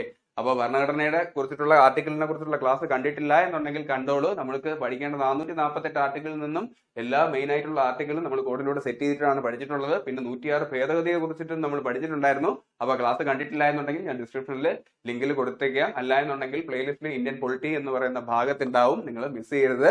വളരെ നല്ല ക്ലാസ് ആണ്. എങ്കിൽ ഈ ആദർശ ഗ്രാം യോജനയായിട്ട് ബന്ധപ്പെട്ടാണ് ഓരോ ഗ്രാമവും വന്നിട്ട് ഡെവലപ്പ് ചെയ്യാൻ വേണ്ടിയിട്ട് എംപിമാരുടെ കീഴിൽ ഇത് വന്ന കാലത്ത് ഓരോ ഗ്രാമവും വന്നിട്ട് അവർ അഡോപ്റ്റ് ചെയ്യണം എന്ന് പറഞ്ഞു. അങ്ങനെ അവർക്ക് ഫണ്ടിങ് നൽകിയിട്ട് അവരുടെ കീഴിൽ ഓരോ ഗ്രാമവും വന്നിട്ട് വികസിപ്പിക്കാൻ വേണ്ടിയിട്ടുള്ള പദ്ധതിയാണ് തയ്യാറാക്കിയിരുന്നത്. അത് 2019 ആയപ്പോഴത്തേക്കും ഓരോ എംപിമാരുടെ കീഴിൽ 3 വില്ലേജ് കൊണ്ടുവരണം എന്നായിരുന്നു ലക്ഷ്യമിട്ടത്. പിന്നെ അടുത്ത വീണ്ടും 5 വർഷം കഴിഞ്ഞ് 2024 ആകുമ്പോഴത്തേക്കും അത് 5 ആക്കി മാറ്റണം എന്നും ലക്ഷ്യമിട്ടിരുന്നു. അപ്പോ 2014 ഇത് തുടങ്ങിയ വർഷത്തിൽ 1, പിന്നെ 5 വർഷം കഴിഞ്ഞപ്പോൾ അത് 3 ആക്കി മാറ്റണം. വീണ്ടും 5 വർഷം കഴിഞ്ഞ് 2024 ആയപ്പോഴത്തേക്കും ഓരോ എംപിമാരുടെ കീഴിലും 5 ഗ്രാമങ്ങളെ വെച്ചിട്ട് ദത്തെടുപ്പിച്ച് അവരുടെ അണ്ടറിൽ വികസനം നടത്തണം എന്ന് ലക്ഷ്യമിട്ടിരുന്നു. അപ്പോഴേ ഗാന്ധിജി സ്വപ്നം കണ്ട ആദർശ ഗ്രാമമായി മാറുമല്ലേ. ഓക്കെ, എങ്കിൽ ഇനി അടുത്ത് നോക്കേണ്ടതെന്ന് പറഞ്ഞു കഴിഞ്ഞാൽ ദീൻ ദയാൽ ഉപാധ്യായ ഗ്രാം ജ്യോതി യോജനയാണ്. ഞാൻ പറഞ്ഞു ഡിസംബർ മാസത്തിലാണ് ഇത് വന്നിട്ടുള്ളത് 2014. മോഡി വന്ന വർഷം അടുത്ത ഉപദേശം ക്രിസ്മസ് തുടങ്ങുന്നതിന് മുന്നേ എല്ലാ ഗ്രാമങ്ങളിലും ജ്യോതി എരിയണം, സ്റ്റാറൊക്കെ ഇടേണ്ടതാണ്. അങ്ങനെ കണക്ട് ചെയ്താൽ മതി. അപ്പോ ദീൻദയാൽ ഉപാധ്യായ ഗ്രാം ജ്യോതി യോജന ലക്ഷ്യമിടുന്നത് അത് തന്നെയാണ്, എല്ലാ നാട്ടിലും ജ്യോതി എത്തിക്കുക. ജ്യോതിയും വന്നില്ല തീയും വന്നില്ല എന്ന് പറയുമല്ലോ. ജ്യോതി എന്നാൽ വൈദ്യുതി എത്തിക്കുക. വൈദ്യുതി എത്താത്ത ഗ്രാമങ്ങളിലും വീടുകളിലൊക്കെ 24/7 വൈദ്യുതി വിതരണം നടത്തുക എന്ന ലക്ഷ്യവുമായിട്ടാണ് ദീൻദയാൽ ഉപാധ്യായ ഗ്രാം ജ്യോതി യോജന സ്കീം വരുന്നത്. ഇത് മിനിസ്ട്രി ഓഫ് പവർ അഥവാ കേന്ദ്ര ഊർജ മന്ത്രാലയത്തിന്റെ അണ്ടറിലാണ് ഇത് വരുന്നത് എന്നും ഓർത്തോളൂ. വൈദ്യുതിയൊക്കെ വന്നിട്ട് പവർ അല്ലേ, ഊർജ്ജമല്ലേ, അപ്പൊ ആ മന്ത്രാലയം തന്നെ വരണമെന്ന് കണക്ട് ചെയ്താൽ മതി. അപ്പോ 2014 ഡിസംബർ മാസത്തിലാണ് വരുന്നത്. ക്രിസ്മസിന് മുന്നേ എല്ലാ വീട്ടിലും ജ്യോതി എത്തിച്ചിരുന്നാൽ സ്റ്റാർ ഇടാൻ പറ്റും. അങ്ങനെ കണക്ട് ചെയ്താൽ മതി. അടുത്ത് നോക്കേണ്ടതാണ് മിഷൻ ഇന്ദ്രധനുഷ്. ഇന്ദ്രധനുഷ് എന്ത് എന്നാൽ ഹിന്ദിയില് റെയിൻബോ, മഴവില്ല് എന്നാണ് അർത്ഥം. അതിൽ തന്നെയുണ്ട് മഴവില്ലിന് 7 വർണ്ണങ്ങളാണ് എന്നുണ്ടെങ്കിൽ ഈ ഇന്ദ്രധനുഷ് ഉദ്ദേശിക്കുന്നത് 7 അസുഖങ്ങൾക്കുള്ള പ്രതിരോധ കുത്തിവയ്പ്പാണ് എന്ന് ഓർത്തോളൂ. അപ്പൊ ഈ ഇന്ദ്രധനുഷ് മിഷൻ ആരംഭിക്കുന്നത് 2014 ഡിസംബർ 25, ക്രിസ്മസ് ദിനമാണല്ലേ. അപ്പൊ ക്രിസ്മസ് ദിനത്തിലാണ്. അപ്പൊ ഇങ്ങനെ ഓർത്താൽ മതി, ക്രിസ്മസിനല്ലേ സാന്താക്ലോസ് ഒക്കെ വരുന്നത്. അപ്പൊ സാന്താക്ലോസ് ആണ് ഈ ഇന്ദ്രധനുഷ് മഴവില്ലുമായി എത്തിയെന്ന് ഓർത്തോളൂ. അതിലെ 7 വർണ്ണങ്ങൾ പോലെ ഇതിലെ 7 അസുഖങ്ങൾക്കുള്ള പ്രതിരോധ കുത്തിവയ്പ്പാണ് ഉദ്ദേശിക്കുന്നത്. ആർക്ക്? പ്രഗ്നന്റ് ലേഡീസും പിന്നെ വന്നിട്ട് 2 വയസ്സിന് താഴെയുള്ള കുട്ടികൾക്കും 90% പേർക്കും 2020 ഇതിന്റെ കുത്തിവയ്പ് എടുക്കണം. ഈ 7 അസുഖങ്ങളെയും പ്രതിരോധിക്കാൻ അവരെ സജ്ജമാക്കണം എന്നുള്ളതായിരുന്നു ഉദ്ദേശം. ആ 7 അസുഖങ്ങൾ ഏതൊക്കെയെന്ന് ജസ്റ്റ് ഒന്ന് വായിക്കാം. ഇത് നിങ്ങൾ കാണാതൊന്നും പഠിക്കേണ്ട, ജസ്റ്റ് ഒന്ന് ഓർത്തിരുന്നാൽ മതി. ഡിഫ്തീരിയ, പിന്നെ വൂപ്പിംഗ് കോഫ്, വില്ലൻ ചുമ, പിന്നെ ടെറ്റനസ്, പോളിയോ, ട്യൂബർകുലോസിസ്, പിന്നെ മീസൽസ്, ഹെപ്പറ്റൈറ്റിസ് ബി എന്നിവയാണ്. അപ്പൊ ഈ ഇന്ദ്രധനുഷ് സ്കീം ഏത് മിനിസ്ട്രിയുടെ അണ്ടറിലാണ് എന്ന് ചോദിക്കും. അത് യൂണിയൻ ഹെൽത്ത് മിനിസ്ട്രിയുടെ അണ്ടറിലാണ് വരുന്നത്. സ്വാഭാവികമായിട്ടും ഹെൽത്തിനെ സംബന്ധിച്ച കാര്യമാണല്ലേ. അപ്പൊ ഹെൽത്ത് മിനിസ്ട്രിയുടെ അണ്ടറിലായിരിക്കും. ഇതിന്റെ ഫസ്റ്റ് ഫേസ് വന്നപ്പോഴത്തേക്കും 201 ഹൈ ഫോക്കസ് ഡിസ്ട്രിക്റ്റിലാണ് ഇത് വന്നിട്ട് ശ്രദ്ധ കേന്ദ്രീകരിച്ചത്. എങ്കിൽ ഇതിന് സെക്കൻഡ് ഫേസ് ഉണ്ട്. ഇന്ദ്രധനുഷിന്റെ 2.0 വരുന്നത് 2019 നരേന്ദ്രമോദിയുടെ സെക്കൻഡ് ടേമും തുടങ്ങുന്നത് 2019. ആദ്യം 2014 വന്നു, പിന്നെ 5 വർഷം കഴിഞ്ഞു. അതുപോലെ തന്നെയാണ് ഇന്ദ്രധനുഷും 2014 ഡിസംബറിൽ ആദ്യം ലോഞ്ചായി. എങ്കിൽ ഇന്ദ്രധനുഷ് 2.0 വരുന്നത് 2019 ഡിസംബറിലാണ് എന്നും ഓർത്തോളൂ. അങ്ങേ രണ്ടാമത്തെ ടേം വരുമ്പോഴത്തേക്കും ഇത് 8 അസുഖത്തിനുള്ള പ്രതിരോധ കുത്തിവയ്പ്പാണ്. ഇന്ദ്രധനുഷ് എന്ന് പറഞ്ഞു കഴിഞ്ഞാൽ റെയിൻബോ പോലെ 7 മഴവില്ല് എന്നല്ലേ അർത്ഥം. അപ്പൊ ഞാൻ 7 വർണ്ണങ്ങളാണെന്നുണ്ടെങ്കിലും സെക്കൻഡ് ടൈം വരുമ്പോഴത്തേക്കും അഡീഷണൽ ആയിട്ട് 1 അസുഖം കൂടെ വന്നു. അത് മെനിഞ്ചൈറ്റീസിനുള്ള എക്സ്ട്രാ കുത്തിവയ്പ്പും കൂടെ, അതില് പ്രതിരോധ കുത്തിവയ്പ്പും കൂടെ ആഡ് ചെയ്തു എന്ന് ഓർത്തോളൂ. അതാണ് ഇന്ദ്രധനുഷ് 2.0 2019 ഡിസംബർ. അപ്പൊ 2014 നമുക്ക് പഠിക്കേണ്ടത് ഇത്രയും കാര്യങ്ങളാണ്. ഇനി നമുക്ക് 2015 സ്കീമാണ് കണക്ട് ചെയ്ത് പഠിക്കാനായിട്ടുള്ളത്. അപ്പൊ 2015 നമുക്ക് പഠിക്കേണ്ട പ്രധാനപ്പെട്ട സ്കീമുകൾ ഞാൻ ഇവിടെ കൊടുത്തിട്ടുള്ള ഇത്രയും സ്കീമുകളാണ്. ഇതിൽ നമുക്ക് ആദ്യം ഞാൻ ഇവിടെ കൊടുത്തിട്ടുള്ള 3 സ്കീമുകൾ കോഡിലൂടെ കണക്ട് ചെയ്യാം. എന്നിട്ട് അത് നോക്കിയതിനു ശേഷം മറ്റുള്ളവയിലേക്ക് വരാം. അപ്പൊ ആദ്യത്തെ 3 സ്കീമുകൾ ഇതൊക്കെയാണ്. പ്രധാനമന്ത്രി മുദ്രാ യോജന. മുദ്രാ യോജന, പ്രധാനമന്ത്രി ഇങ്ങനെയല്ലേ മുദ്ര കാണിക്കുന്ന എല്ലാവരെയും, ടാറ്റ കാണിക്കും പോലെ. അപ്പൊ അതില് 5 ഉണ്ടല്ലേ. യെസ്, മുദ്രാ യോജനയും വരുന്നത് 2015. മുദ്രാ യോജന വരുന്ന വർഷം ചോദിച്ചു കഴിഞ്ഞാൽ അതിന്റെയും അവസാനം 5 ഉണ്ട് എന്നോർത്തോളൂ. പ്രധാനമന്ത്രി ഇങ്ങനെ എല്ലാവരെയും മുദ്ര കാണിക്കും. അപ്പൊ 5 വിരലല്ലേ ഉള്ളത്, അത് വെച്ച് കണക്ട് ചെയ്തോളൂ. അടുത്തത് ബേട്ടി ബച്ചാവോ ബേട്ടി പഠാവോയും പിന്നെ സ്കിൽ ഇന്ത്യ മിഷനും. ഇങ്ങനെ ഓർത്താൽ മതി. പ്രധാനമന്ത്രി മുദ്ര കാണിച്ചിട്ട് പറയും ബേട്ടി ബച്ചാവോ ബേട്ടി പഠാവോ, ബേട്ടി പഠിക്കൂ എങ്കിലേ നിങ്ങൾ സ്കിൽഫുൾ ആവൂ എന്ന് പറയുന്നു എന്നോർത്തോളൂ. അത് മുദ്ര കാണിച്ചിട്ടാണ്. അപ്പോ 5 ഉണ്ട്. അപ്പൊ മുദ്ര കാണിച്ചിട്ട് ബേട്ടി ബച്ചാവോ ബേട്ടി പഠാവോ എങ്കിലേ നിങ്ങൾ സ്കിൽഫുൾ ആവൂ. യെസ്, ഈ 3 യോജനയും വരുന്നത് 2015 എന്ന് ഓർത്തോളൂ. അപ്പൊ നമുക്കിത് 3 ആദ്യം നോക്കാം. പ്രധാൻ മന്ത്രി മുദ്ര യോജന ആരംഭിക്കുന്നത് 2015 ഏപ്രിൽ 8 ഞാൻ പറഞ്ഞു മുദ്ര കാണിക്കുന്നത് ഇങ്ങനെയാണ് അദ്ദേഹം. അപ്പോ കയ്യിൽ 5 വിരലുള്ള പോലെ മുദ്രാ യോജന ആരംഭിച്ച വർഷവും 2015 അവസാനം ഒരു 5 ഉണ്ട് എന്നോർത്തോളൂ. 2015 ഏപ്രിൽ 8 2015 ഏപ്രിൽ 8 ഇത് ആരംഭിക്കുന്നത്. ഏപ്രിൽ 1 വന്നിട്ട് ഏപ്രിൽ ഫൂൾ ആണ്. അത് കഴിഞ്ഞിട്ട് 7 ദിവസം കഴിഞ്ഞ് ഏപ്രിൽ 8 അത്ര ഫൂളിഷ് അല്ലാത്ത ഒരു യോജന വന്നു എന്നോർത്തോളൂ. ഇത് കോർപ്പറേറ്റ് ഇതര കാർഷികേതര ചെറുകിട മൈക്രോ സംരംഭങ്ങൾക്ക് ഈടില്ലാതെ വായ്പ നൽകുന്ന പദ്ധതിയാണ്. അപ്പൊ ഈടില്ലാതെയാണ് വായ്പ നൽകുന്നത്. പുതിയ സംരംഭകരെ പ്രോത്സാഹിപ്പിക്കുക എന്ന ലക്ഷ്യത്തോടു കൂടി. അപ്പൊ പുതിയ സംരംഭകർ പറഞ്ഞു ഞങ്ങളെ ഫൂളാക്കുന്നതാണോ?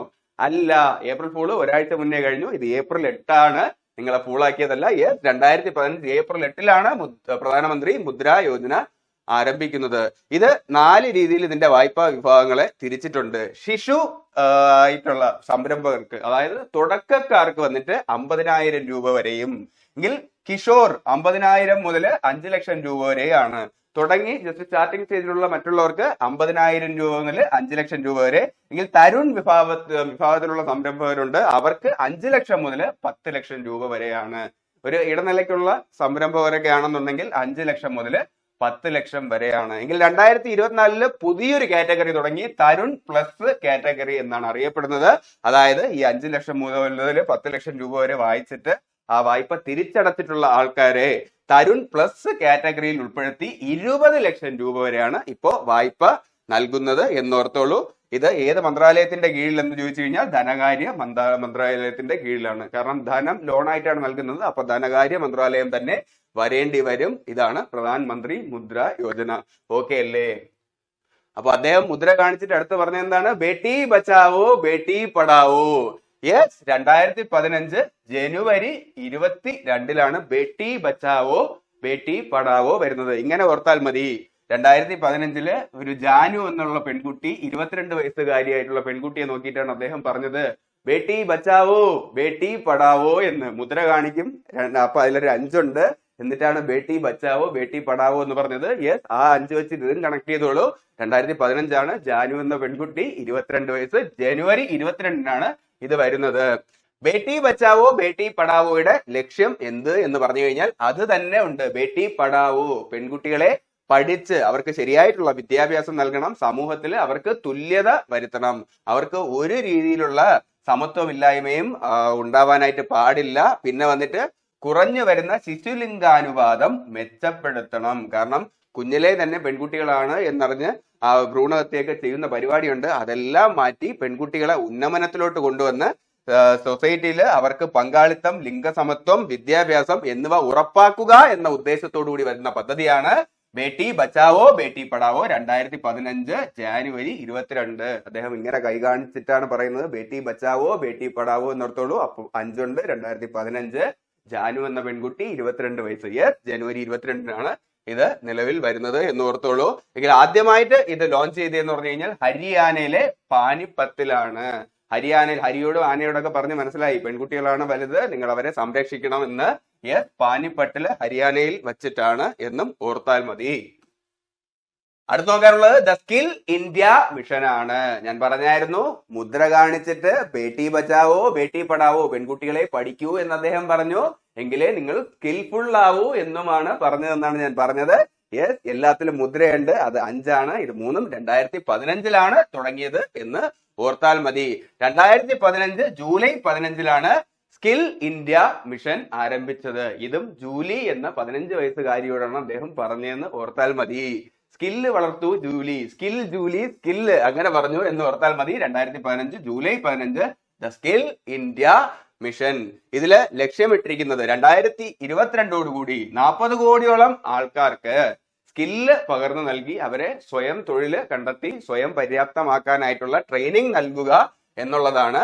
യുവാക്കൾക്ക് വന്നിട്ട് ഇൻഡസ്ട്രിയിലും മറ്റും വന്നിട്ട് അവരെ മുന്നോട്ട് കൊണ്ടുവരാൻ, അവർക്ക് ജോലി സാധ്യത കൂട്ടുവാനായിട്ട് ലക്ഷ്യം വെച്ച് കൊണ്ടുവന്ന ഒരു പദ്ധതി കൂടിയാണ് ഇത്. ഏത് മന്ത്രാലയത്തിന്റെ കീഴിൽ എന്ന് പറഞ്ഞു കഴിഞ്ഞാൽ ministry of skill development and എന്റർപ്രണർഷിപ്പിന് കീഴിലാണ്. MSDE എന്ന് പറയും അല്ലെ. സ്കിൽ ഡെവലപ്പ് ആക്കാനായിട്ട് മിനിസ്ട്രി ഓഫ് സ്കിൽ ഡെവലപ്മെന്റ് എന്ന് വരേണ്ടി വരും. എങ്കിൽ ഇതിന്റെ ഉപ സ്കീമുണ്ട്, ഫ്ലാഗ്ഷിപ്പ് പദ്ധതി എന്ന് പറയും. അത് പ്രധാനമന്ത്രി കൗശൽ വികാസ് യോജനയാണ് എന്ന് ഓർത്തോളൂ. കരകൗശല വസ്തുക്കളൊക്കെ ഉണ്ടാക്കാനുള്ള സ്കില്ല് പകർന്നു കൊടുക്കുന്ന സ്കീമാണ് ഇതിന്റെ ഉപ സ്കീം എന്ന് ഓർത്താൽ മതി. അതാണ് പ്രധാനമന്ത്രി കരകൗശലം എന്ന് ഓർത്തോളൂ. എങ്കിൽ സ്കിൽ ഇന്ത്യ പദ്ധതിയുടെ ആപ്തവാക്യം ചോദിക്കും. അത് സ്കിൽ ഇന്ത്യ എംപവർ ഇന്ത്യ എന്ന് ഓർത്തോളൂ. സ്കില്ലിലൂടെ എംപവർമെന്റ് നേടൂ ഇന്ത്യ എന്ന് ഓർത്താൽ മതി. എല്ലാവരും സ്കിൽഫുൾ ആയി കഴിഞ്ഞു കഴിഞ്ഞാൽ നമ്മൾ എംപവർ ആവും അല്ലേ. അഥവാ ഖുശാൽ ഭാരത് സമൃദ്ധ ഭാരത്, ഭാരതം സ്കിൽഫുൾ ആവുമ്പോഴത്തേക്കും സമൃദ്ധമായി മാറും എന്ന് ഓർത്താൽ മതി. എങ്കിൽ ഇനി നമുക്ക് നോക്കേണ്ട അടുത്ത് കണക്ട് ചെയ്യേണ്ട 3 പദ്ധതികള്, 1 ഹൃദയ്, 2 പഹല്, 3 സഹജ്. ഇതിൽ പഹലും സഹജും LPG ഗ്യാസ് സിലിണ്ടറിനെ ബന്ധപ്പെട്ടതാണ്. ഹൃദയ് എന്ന് പറഞ്ഞു കഴിഞ്ഞാൽ ഹെറിറ്റേജ് സൈറ്റുകളുടെ വികസനവുമായി ബന്ധപ്പെട്ടത്, പൈതൃക നഗരങ്ങളുടെ വികസനവുമായി ബന്ധപ്പെട്ടതാണ് എന്ന് ഓർത്തോളൂ.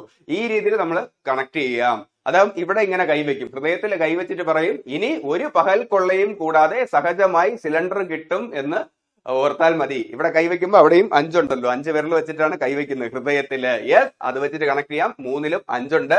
ഹൃദയം വരുന്നതും 2015 അവസാനം 5 ഉണ്ട്. പകൽ, ഒരു പകൽ കൊള്ളയും ഇല്ലാതെ എന്നാണ് പറഞ്ഞത്, അപ്പോഴും 5 ഉണ്ട്. 2015 ജനുവരി 1-നാണ് പകല് വരുന്നത്. സഹജമായി ഗ്യാസ് സിലിണ്ടർ കിട്ടും. യെസ്, സഹജ് വരുന്നതും 2015-ലാണ്. ഇതിൽ ഹൃദയ് എന്തെന്ന് ചോദിച്ചു കഴിഞ്ഞു കഴിഞ്ഞാൽ പൈതൃക നഗരങ്ങളുടെ വികസനവും സംരക്ഷണവുമാണ് ഹൃദയിലൂടെ ഉദ്ദേശിക്കുന്നത്. 2015 ജനുവരി 21-നാണ് വരുന്നത്. ബേട്ടി ബച്ചാവോ ബേട്ടി പഠാവോയുടെ ഒരു ദിവസം മുന്നേ ഹൃദയം വരും. ഹൃദയത്തിൽ തൊട്ടിട്ടാണ് പിന്നെ ബേട്ടിയുടെ അടുത്തേക്ക് പോയെന്ന് ഓർത്താൽ മതി. 2015 ജനുവരി 21. ഇതില് തെരഞ്ഞെടുത്ത നഗരങ്ങള് അജ്മീർ, അമൃത്സർ, അമരാവതി, ബാദാമി, ദ്വാരക, കാഞ്ചീപുരം, വേളാങ്കണ്ണി, മധുര, വാരാണസി, പുരി, വാരങ്കല് തുടങ്ങിയ പൈതൃക നഗരങ്ങളുടെ ഡെവലപ്മെന്റ് ആണ് ആദ്യം ലക്ഷ്യം വെച്ചത് എന്നും ഓർത്തോളൂ. അത് 2015 ജനുവരി 21-നാണ് വരുന്നത്. ബേട്ടി ബച്ചാവോ ബേട്ടി പഠായിക്ക് ഒരു ദിവസം മുന്നേ. ഇതിൽ അടുത്ത് നോക്കേണ്ടത് പഹൽ സ്കീമാണ്.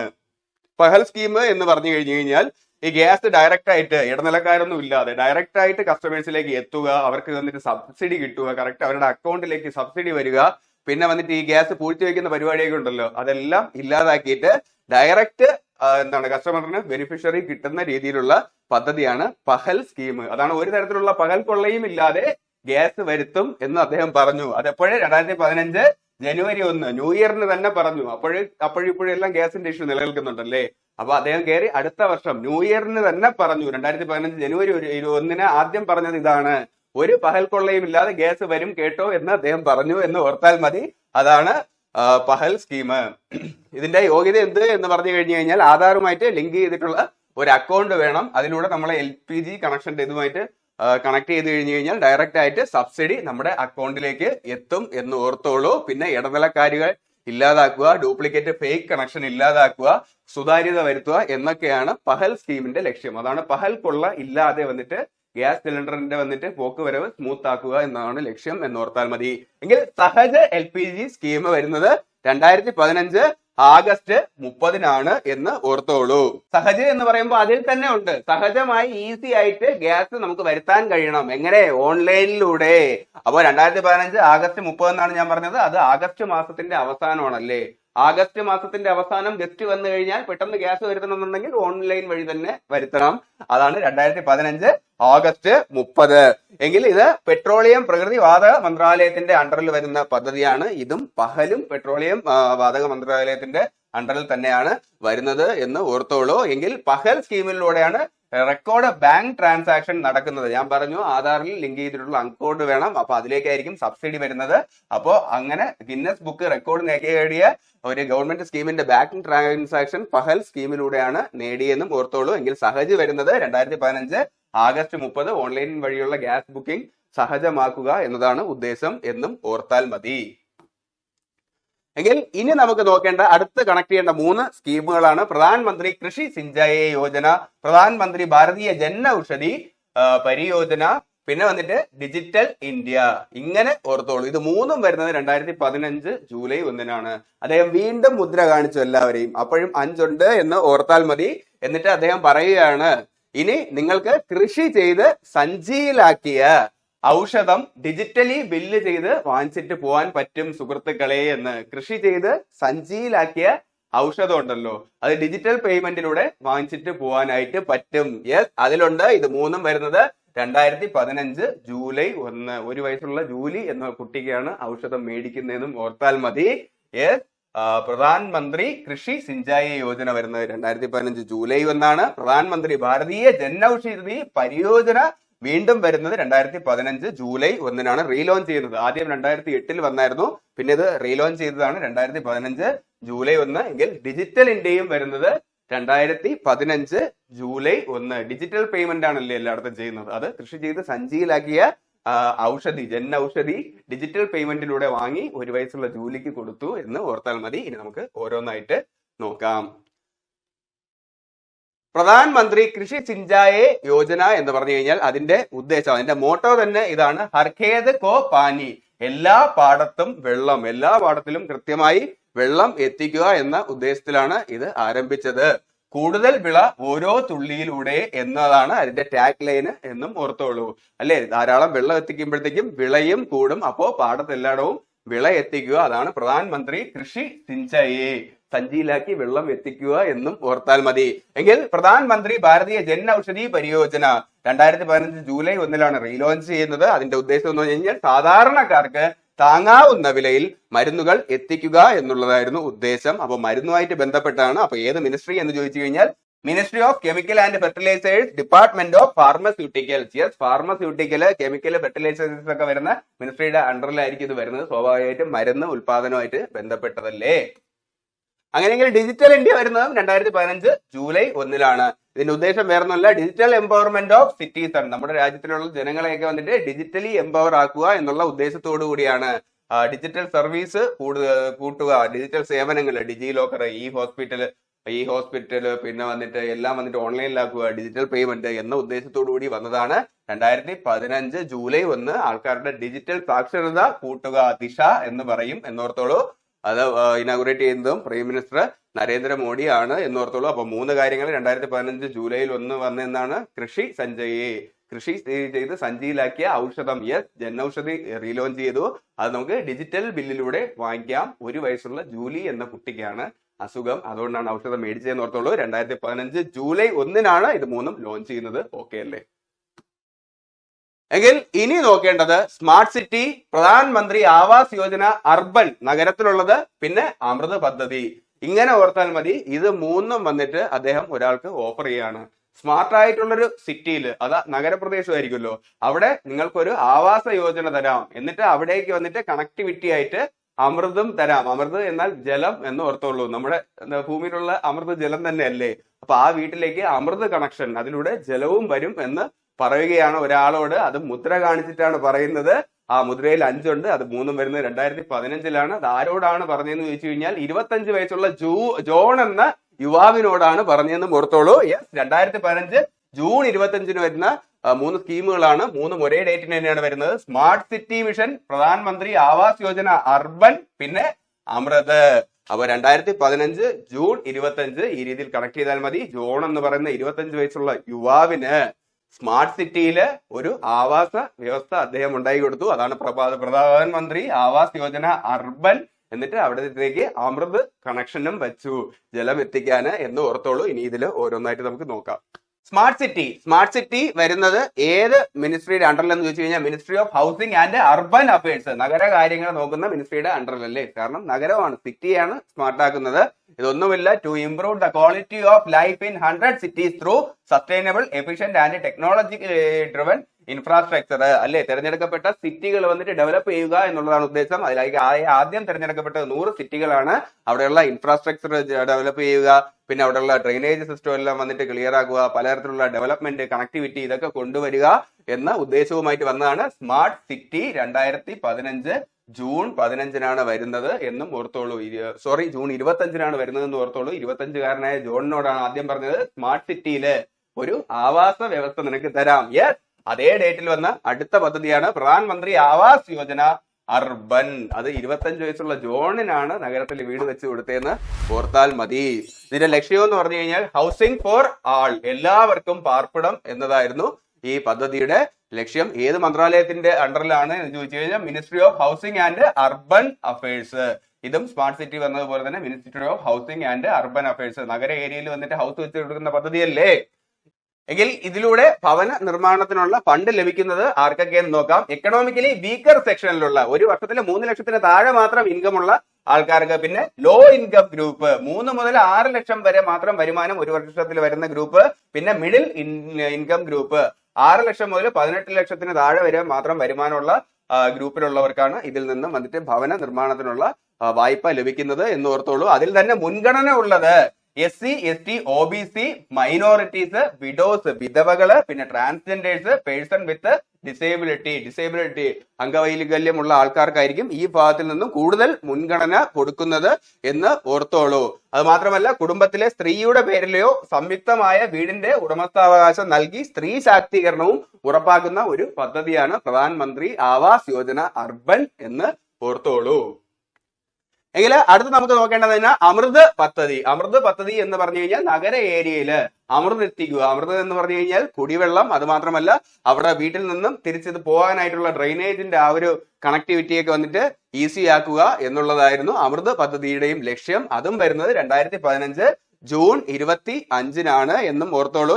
ഇതിന്റെ ടാർഗറ്റ് ചെയ്തെന്ന് പറഞ്ഞു കഴിഞ്ഞാൽ 500 സിറ്റീസിൽ, 1 ലക്ഷത്തിന് പുറത്ത് ആൾക്കാരുള്ളിടത്ത് ടാർഗറ്റ് ചെയ്ത സിറ്റികളിൽ ആദ്യം വന്നിട്ട് ഈ അമൃത് പദ്ധതിയിലൂടെ വന്നിട്ട് ഈസി ആയിട്ടുള്ള കുടിവെള്ളവും പിന്നെ അവിടെ നിന്നുള്ള ഡ്രെയിനേജ് കണക്ടിവിറ്റി, പുറത്തോട്ട് ഒഴുകുന്ന അഴുക്കുചാലുകളുടെ ഇതൊക്കെ വെച്ചിട്ട് സിറ്റി സ്മൂത്ത് ആക്കുക എന്നുള്ള ഉദ്ദേശവുമായിട്ടാണ് വന്നത് എന്നോർത്താൽ മതി. എങ്കിൽ പ്രധാനമന്ത്രി ആവാസ് യോജന ഗ്രാമീൺ എപ്പോഴാണ് വന്നതെന്ന് ചോദിക്കും. അത് 2016 ഏപ്രിൽ 1 ഇതെല്ലാം വരുന്നത് പ്രധാനമന്ത്രി ആവാസ് യോജന അർബൻ 2015 ജൂൺ 25 വയസ്സിലുള്ള ജോണിനോടാണ് പറഞ്ഞത്. എങ്കിൽ ഗ്രാമത്തിലുള്ളവരടുത്ത് അടുത്ത വർഷം ഏപ്രിൽ 1 പറയുകയാണ്. അപ്പൊ ഗ്രാമത്തിലുള്ളവർ പറയും, വീട് വെച്ച് തരുമോ, നിങ്ങൾ ആ ഏപ്രിൽ ഫൂൾ ആക്കുകയല്ലോ എന്ന് ചോദിച്ചു എന്ന് ഓർത്താൽ മതി. യെസ്, 2016 ഏപ്രിൽ ഫൂളിന്റെ അന്നാണ് പ്രധാനമന്ത്രി ആവാസ് യോജന ഗ്രാമീൺ വന്നത് എന്നും ഓർത്താൽ മതി. എങ്കിൽ ഇനി അടുത്ത് നോക്കാനായിട്ടുള്ളത് 2015 മെയ് 9 ഒരേ ദിവസം വന്ന ഒരു പെൻഷൻ യോജനയും 2 ഇൻഷുറൻസ് പദ്ധതിയെയും കുറിച്ചിട്ടാണ്. ഇങ്ങനെ ഓർത്താൽ മതി. നരേന്ദ്രമോദി വീണ്ടും മുദ്ര കാണിച്ചു. അതിൽ 5 ഉണ്ട്, 2015 എന്നിട്ട് ഒരു മാന്യനോട് പറഞ്ഞു, നിങ്ങൾ ഒരു പെൻഷൻ പദ്ധതിയിലും 2 ഇൻഷുറൻസ് സ്കീമിലും ജോയിൻ ചെയ്യണം. മാന്യൻ എന്നാൽ മെയ് 9 എന്നോർത്തോളൂ. അപ്പൊ മെയ് 9 വന്ന 3 പദ്ധതികളാണ് നമ്മൾ നോക്കാനായിട്ട് പോകുന്നത്. അതിൽ പെൻഷൻ എന്ന് പറഞ്ഞു കഴിഞ്ഞാൽ അടൽ പെൻഷൻ യോജന, പേരിൽ സൂചിപ്പിക്കുന്ന പോലെ തന്നെ പെൻഷൻ ആവുന്നത് എപ്പോഴായിരിക്കും? 60 വയസ്സിന് ശേഷം അല്ലേ? യെസ്, 60 വയസ്സിന് ശേഷം നമുക്ക് 1000 മുതൽ 5000 രൂപ വരെ മന്ത്ലി പെൻഷൻ ഉറപ്പുവരുത്തുന്ന പദ്ധതിയാണ് അടൽ പെൻഷൻ യോജന. അതിന്റെ ഏജ് ലിമിറ്റ് എന്ന് പറഞ്ഞു കഴിഞ്ഞാൽ 18 മുതൽ 40 വയസ്സ് വരെ ആയിരിക്കും ഇതിൽ ജോയിൻ ചെയ്യാനായിട്ട് പറ്റുന്നത് എന്നോർത്തുള്ളൂ. നമ്മൾ ഗവൺമെന്റ് ടെസ്റ്റ് എഴുതുന്നത് 18 വയസ്സിന് ശേഷമായിരിക്കുമല്ലോ. ഓൾമോസ്റ്റ് 40 വയസ്സ് വരെയൊക്കെ എഴുതാൻ പറ്റും. അപ്പൊ ആ പീരീഡിലാണ് ഇതിൽ ജോയിൻ ചെയ്യേണ്ടത്. അങ്ങനെ കണക്ട് ചെയ്തോളൂ. എങ്കിൽ 60 വയസ്സിന് ശേഷം പെൻഷനും ഉറപ്പിക്കാം. 1000 മുതൽ 5000 രൂപ വരെ പെൻഷൻ ഉറപ്പിക്കുന്ന പദ്ധതിയാണ് എന്നും ഓർത്തോളൂ. ഇത് പ്രകാരം ഫോർ എക്സാമ്പിൾ 18 വയസ്സായ ഒരു കുട്ടി 42 രൂപ വെച്ചിട്ടാണ് മാസം അടയ്ക്കുകയാണെന്നുണ്ടെങ്കിൽ 60 വയസ്സിന് ശേഷം അവന് 1K പെൻഷൻ കിട്ടുമെന്നും, എങ്കിൽ 210 രൂപ വെച്ചിട്ടാണ് അടയ്ക്കുകയാണെന്നുണ്ടെങ്കിൽ 60 വയസ്സിന് ശേഷം 5000 രൂപ വരെ പെൻഷൻ കിട്ടുന്ന ഒരു പദ്ധതിയാണ് ഇത് എന്ന് ഓർത്തോളൂ. എങ്കിൽ ഇതേ ദിവസത്തിൽ വന്ന അടുത്തൊരു ഇൻഷുറൻസ് യോജനയാണ് പ്രധാനമന്ത്രി ജീവൻ ജ്യോതി ബീമാ യോജന. അതും 2015 മെയ് 9 എന്ന് ഓർത്താൽ മതി. ഇത് പേരിൽ സൂചിപ്പിക്കുന്ന പോലെ ഒരു ഇൻഷുറൻസ് പദ്ധതിയാണ്. 18 മുതൽ 50 വയസ്സ് വരെ ഏജ് ലിമിറ്റുള്ള ആൾക്കാർക്കായിരിക്കും ഇതിൽ ജോയിൻ ചെയ്യാനായിട്ട് പറ്റുന്നത്. ഹാഫ് സെഞ്ചുറി അടിക്കുന്നവരെ 50 വയസ്സ് വരെ ജീവൻ ജ്യോതി യോജനയിൽ ജോയിൻ ചെയ്യാം. 2 ലക്ഷം രൂപ വരെ ആഫ്റ്റർ ഡെത്ത് 2 ലക്ഷം രൂപ വരെയാണ് ഇതിൽ നിന്നും ഇൻഷുറൻസ് കവറേജ് കിട്ടുന്നത് എന്ന് ഓർത്തോളൂ. എങ്കിൽ ഇതേ ദിവസം വന്ന അടുത്ത പദ്ധതിയാണ് പ്രധാനമന്ത്രി സുരക്ഷാ ബീമാ യോജന. ഇതിന്റെ ഏജ് ലിമിറ്റ് എന്ത് എന്ന് പറഞ്ഞു കഴിഞ്ഞാൽ 70 വയസ്സ് വരെയാണ്. 18നും 70നും ഇടയ്ക്ക് പ്രായമുള്ള ആൾക്കാർക്ക് വന്നിട്ട് ഇതിൽ ചേരാവുന്നതാണ്. ഒറ്റ ഇതേ ഉള്ളൂ, ബാങ്ക് അല്ലെന്നുണ്ടെങ്കിൽ പോസ്റ്റ് ഓഫീസ് അക്കൗണ്ട് വേണം. അപ്പോ പ്രധാനമന്ത്രി സുരക്ഷാ യോജന, അതിലൊരു സുരക്ഷ 70 വരെ സുരക്ഷ നൽകുന്ന യോജനയാണ് എന്ന് ഓർത്തോളൂ. ഇത് ഏത് മന്ത്രാലയത്തിന്റെ അണ്ടറിൽ എന്ന് ചോദിച്ചു കഴിഞ്ഞാൽ ധനകാര്യ മന്ത്രാലയത്തിന്റെ അണ്ടറിലാണ്. 2015 മെയ് 9 ഇതും ലോഞ്ച് ചെയ്യുന്നത്. കുറഞ്ഞ നിരക്കിൽ അപകട ഇൻഷുറൻസ് സാധാരണക്കാർക്ക് ലഭ്യമാക്കുക, പ്രത്യേകിച്ച് അസംഘടിത മേഖലയിലെ തൊഴിലാളികൾക്ക് ലഭ്യമാക്കുക എന്ന ഉദ്ദേശത്തോടുകൂടി വന്ന പദ്ധതിയാണ്. പ്രതിവർഷം 20 രൂപ മാത്രമാണ്. ഇതിലും അപകട മരണം അല്ലാന്നുണ്ടെങ്കിൽ പൂർണ്ണമായിട്ടുള്ള വൈകല്യം ഒക്കെ ഉണ്ടാവുകയാണെന്നുണ്ടെങ്കിൽ 2 ലക്ഷം രൂപയാണ് കിട്ടുന്നത്. എന്നാൽ ഭാഗിക വൈകല്യത്തിന് 1 ലക്ഷം രൂപ വരെയും വന്നിട്ട് ഉറപ്പാക്കുന്ന പദ്ധതിയാണ് പ്രധാനമന്ത്രി സുരക്ഷാ ബീമാ യോജന. 70 ഇയർ വരെ സുരക്ഷ നൽകും എങ്കിൽ ജീവൻ ജ്യോതി ബീമാ യോജന 50 വയസ്സ് വരെയാണ്, 50 അടിക്കുന്നവരെയാണ്. 18 മുതൽ 50 വയസ്സ് വരെ ആയിരിക്കും അതിൽ ചേരേണ്ട ഏജ് ലിമിറ്റ്. സുരക്ഷാ യോജന 18 മുതൽ 70 വയസ്സ് വരെ. അടൽ പെൻഷൻ യോജനയാണെന്നുണ്ടെങ്കിൽ 18 മുതൽ 40 വയസ്സ് വരെ. അതിൽ പറയുന്ന പോലെ 60 ശേഷം പെൻഷൻ ഉറപ്പാക്കുന്ന പദ്ധതിയുമാണ് എന്നും ഓർത്തോളൂ. മൂന്നും വരുന്നത് 2015 മെയ് 9. മാന്യനോടാണ് മോദി മുദ്ര കാണിച്ചിട്ട് പറഞ്ഞത്. അതിൽ 5 ഉണ്ട്. 2015 മെയ് 9 എന്ന് കണക്ട് ചെയ്തോളൂ. എങ്കിൽ അടുത്ത് നോക്കേണ്ടതാണ് ഉജാല യോജന. ഇത് 2015 ജനുവരി 5 2015 ജനുവരി 5. 2ലും 5 ഉണ്ട്. ഉജാല യോജന വരുന്നു എന്ന് ഓർത്താൽ മതി. ഇത് കുറഞ്ഞ നിരക്കില് LED ബൾബുകൾ നൽകി വൈദ്യുത ഉപഭോഗം കുറയ്ക്കുക എന്ന ലക്ഷ്യവുമായിട്ട് വന്നതാണ്. കേന്ദ്ര ഊർജ മന്ത്രാലയത്തിന്റെ കീഴിലാണ് ഈ പദ്ധതി വരുന്നത്. 2015 ജനുവരി 5, 1-ാം മാസം 5-ാം തീയതി ഉജാല വന്നു എന്ന് ഓർത്താൽ മതി. ഉജാല എന്ന് പറഞ്ഞു കഴിഞ്ഞാൽ ആ ജ്വാല വെച്ചിട്ട് ഓർത്താൽ മതി. ഇതേപോലുള്ള ബൾബുകളൊക്കെ മാറ്റിയിട്ട് ഇതേപോലുള്ള LED കൊണ്ടുവന്നിട്ട് വൈദ്യുതിയുടെ ഉപഭോഗം കുറച്ച് സാധാരണ ബൾബുകൾക്ക് പകരം കുറഞ്ഞ വിലയ്ക്കുള്ള LED ബൾബുകൾ, ട്യൂബ് ലൈറ്റുകൾ, ഫാന് എന്നിവ ലഭ്യമാക്കുക എന്ന ഉദ്ദേശവുമായിട്ട് വന്ന പദ്ധതിയാണ് എന്നും ഓർത്താൽ മതി. അപ്പോൾ ഈ ക്ലാസ്സിൽ ഇത്രയും കാര്യങ്ങളാണ് നമുക്ക് നോക്കാനായിട്ടുള്ളത്. നിങ്ങൾക്ക് കണക്ട് ആയിട്ടുണ്ട് എന്ന് ഞാൻ വിശ്വസിക്കുന്നു. അപ്പൊ അടുത്ത ക്ലാസ്സിൽ നമ്മൾ കൂടുതൽ കാര്യങ്ങൾ നോക്കേണ്ടതുണ്ട്. അടുത്ത ഒരു ക്ലാസ് കൊണ്ട് തന്നെ നമുക്കിത് മാക്സിമം ഫിനിഷ് ചെയ്യാം. കാരണം അദ്ദേഹത്തിന്റെ ആദ്യത്തെ ഒരു 3 വർഷമാണ് കൂടുതൽ പദ്ധതികൾ വരുന്നത്, പ്രധാനപ്പെട്ട പരീക്ഷയിൽ ചോദിക്കുന്ന പദ്ധതികൾ. അപ്പൊ വരുന്ന അടുത്തൊരു ക്ലാസ് കൊണ്ട് തന്നെ നമുക്ക് ബാക്കി പദ്ധതികളും വന്നിട്ട് ഫിനിഷ് ചെയ്യാം. അപ്പൊ ക്ലാസ് ഇഷ്ടമായാൽ ലൈക്ക് ചെയ്യാനും ഷെയർ ചെയ്യാനും സബ്സ്ക്രൈബ് ചെയ്യാനും മറക്കരുത്. നിങ്ങളുടെ അഭിപ്രായം എന്ത് തന്നെയാണെന്നുണ്ടെങ്കിലും കമന്റ് ചെയ്യാനും മറക്കരുത്. ഈ ക്ലാസ്സിന്റെയൊക്കെ നോട്ട് വേണമെന്നുണ്ട് എങ്കിൽ ഡിസ്ക്രിപ്ഷനിൽ ഞാൻ ടെലഗ്രാം ചാനലിലെ ലിങ്ക് കൊടുത്തിട്ടുണ്ടാവും. അവിടെ ജോയിൻ ചെയ്തോളൂ. അവിടെ ഞാൻ ക്ലാസ് അയച്ചേക്കാം. മാത്രമല്ല യൂട്യൂബിൽ അപ്ലോഡ് ചെയ്യുന്ന എല്ലാ ക്ലാസിന്റെയും വീഡിയോയുടെ ലിങ്ക് ഞാൻ അവിടെയും ഷെയർ ചെയ്യാറുണ്ട്. അപ്പൊ നിങ്ങൾക്ക് ക്ലാസ്സും മിസ്സാകത്തില്ല. This is Vishnuji Ranjith. പഠിക്കൂ, പഠിച്ചുകൊണ്ടിരിക്കൂ.